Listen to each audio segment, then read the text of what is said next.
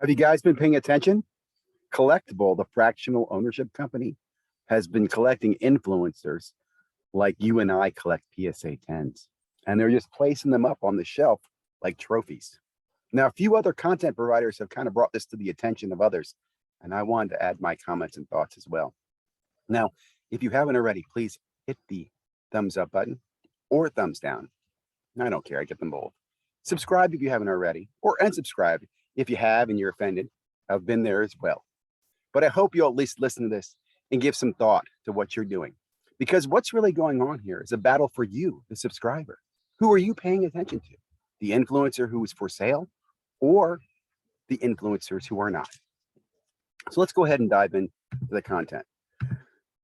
Now, I think to myself, when I started my channel, right, I really started to be a voice of reason, maybe a different voice in the room. When everybody else was screaming one thing, I was the contrarian screaming the other, right? And you can watch that over the year and a half I've been on the YouTube content creation world. Put out a ton of videos too. So you'll see a great progression there of my opinion, which has changed over the years, right? For example, I used to be a big critic of blockchain. Now I'm a big fan of the NFT and blockchain world. Dogs, quiet. I want to bring up Collectable here on their YouTube channel, which is still growing. Now look at this today, 539 subscribers. I suspect this will grow pretty quickly because both of them are tapping into influencers. Look at some of the influencers we see already. Here's the lady from She Collects Cards. I forget this gentleman's name. Here's another guy I've seen before. Again, I'm not going to pull out all the names, but you'll see a lot of influencers who have supported Collectable. They're building out a channel with a panel, a weekly content. In fact, they added Jeremy Lee to the content creation world here on Collectable. So you'll feel his subscribers getting pulled over here to watch his interviews or shows. Now, I'll be honest, when I watched this video, it felt awkward to me because it wasn't traditional Jeremy talking about the hobby and conversational. It was more about Jeremy talking about why you should be buying Collectable's next offering, which I thought just felt very much a kind of a QVC-like show. But hey, it is what it is. Let me go ahead and walk through a couple of the influencers in this space. So we got Jeremy Lee, I talked about earlier on his show. When I watch his show now, he's had Ezra on. I'm sure he'll have Collectable on again. But in the back of my mind, I have to keep thinking to myself, he's a Card Ladder affiliate, and now he's a Collectable employee, right? So a little biased. Again, forgive me for blocking these people's faces. I don't think it's important that you see their faces as more or less their nation, but or their channel. Luca Nation, big podcast, very big podcast. And I'll say I really like these guys because they have kind of the new guys perspective and the old seasoned vet talking about the hobby. I do point out that, again, I know there's a tie in here back to the Gary Vee community, which is a very, very focused on social media and building the influence and monetizing that, which I understand. I think these guys have done a great job. I just don't like the Sunday show they do on Collectable. Just from my perspective, I think it makes them a little more biased in their opinion on that, but that's just my perspective. I just simply don't watch the Sunday show right now. But again, when I look at Collectable, I don't think of Collectable as a positive thing for the hobby. I think it's an investor-only tool. I don't think any collector really wants to have a piece of a card that he can tell people he has a piece of a card that I just don't see that happening. As a collector, no. As an investor, I can see this. I want to bring your attention to some other influencers, right? I'm not just picking on Jeremy and Lucas Tigers and Bronze for becoming Collectable influencers, right? There's a lot of other influencers who influence for monetary reasons as well. Graded Card Investor, used to be PSA collector, one of the biggest YouTube channels, in the beginning. 61,000, still very sizable, but very focused on monetization, right? Not just of his channel, but his membership. I think he has a join button right here. So he wants you to join his membership, $1.99 a month. Hey, that's a little bit better than it used to be. I think he used to have a Patreon channel and very much about selling his merchandise and selling his top loaders, I believe. Another influencer out there, right? Card Ladder. Again, Card Ladder, I look as kind of a counterbalance to the market movers tool, right? So these two are in constant influence about who knows the most in the hobby. And from my perspective, I see the Card Ladder team take a lot of shots at the bow across the market movers in their marketing techniques and their in what they do, their crossover show again. But you understand, right? They got a very tight partnership with Ken Golden, so I kind of see them a little biased there. Also, very, very close with Nat Turner, very PSA focused influencer. So wouldn't surprise me if there was some money going on behind the scenes there. We talked about that one. Let me go over here. Pac-Man, I only mention this because big influencer, 142,000 subscribers, and people say, well, Pac-Man's not for sale. Well, he is in the sense that, he runs breaks now, and I've seen him open up some packages for some manufacturers to kind of highlight. He gets access to certain products. So again, nothing wrong with this, but again, keep in mind, a lot of these channels, the influence behind them is a monetary driver, right? Sports Card Investor, probably the biggest channel out there, is in sports cards behind Pac-Man, definitely driven to whether it's, push the application that he sells, subscription to his application and access to that, or whether it's the sponsorships he has with eBay and PWCC.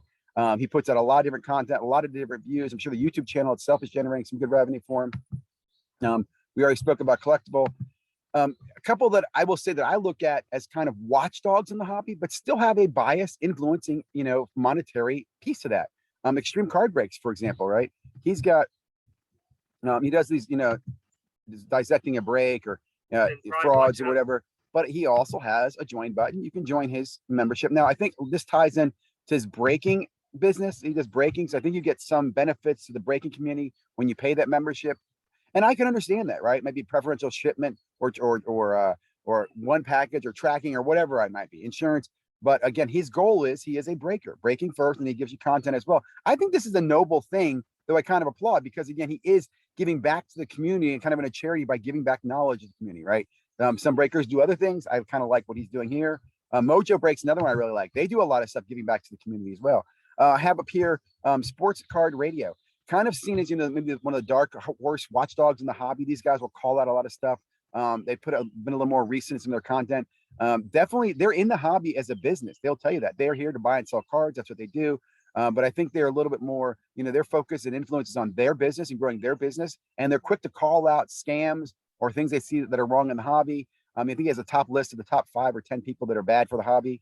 But very, very interesting and aggressive watchdog, if you want to say. Bench Clear Media Sports Cards, another group I love to watch. Again, they too, though, do have influence, right? They have sponsorships like I think it was Card Flip is one of their sponsorships. The little cases they did some sponsorships with. But they give back to the community. They put a lot of light on different things. They talk about a lot of controversial topics. They try to put different content from different sports in there. But again, they all have influence. So I only say that because when I watch these content providers, I know in the back of my head, hey, they have a tie in here. There's some, not that everything's unbiased, but as I'll put it this way, as Card Porn just recently said, when the influencer gets paid to influence you, and that's kind of what one of the concerns here. And I will break this down over here. It's become increasingly popular. And again, I'll agree with this, right? This is kind of the reason I'm making this video. In the last 18 months, since the COVID boom, right? We've seen the growth of YouTube channels. We've seen some stability in those YouTube channels. And now we're seeing those YouTube channels be used to influence the people who are watching them. So what I'm going to say to you is, first of all, don't just watch 1 or 2 YouTube channels, right? You should be watching my YouTube channel, and you should be watching other YouTube channels as well. And I'll keep directing you to new YouTube channels. That's one of my goals. I want to get more and more people looking at channels and content they didn't know was available. I had Cards and Comics on last night. Listen to his channel. Listen to the content he's putting out, right? So we got to pay attention. And I'm not going to read this for you, but check out what Card Porn did. And again, I won't lie. I read this, made me redo this video today after watching this, because again, I do feel like I'm one of the watchdogs out there. I'm unbiased, right? I am not here to sell out. Collectable, I know Collectable is probably not going to come knock on my door because I keep saying, hey, I'm not for sale.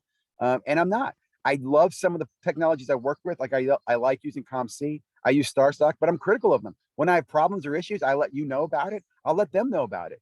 But I'm not here to sponsor them. I'm here to influence you through my knowledge, my experience, and I also want to be influenced by you. I want this to be bi-directional, right? I want you to educate me. I want you to tell me stuff, right? I want you to point me in directions that you can help me learn as well. The last one I'm going to talk about real quickly here. So I got Card Porn, and I'm going to make a great call out to Because I'm Carlos on YouTube, because he talked about this next thing too, the next wave of content-driven, what do you call this? Content-driven sponsorship content, right? And he talks about Jeremy's channel, and he talks about Lucas Tigers and Bronze, specifically, again, those trophies that Collectable just put on their shelf. And again, Jeremy, Cage, I'm not knocking you guys. You do you, but again, I do think the community's watching this and we're aware of it, and we're kind of thinking,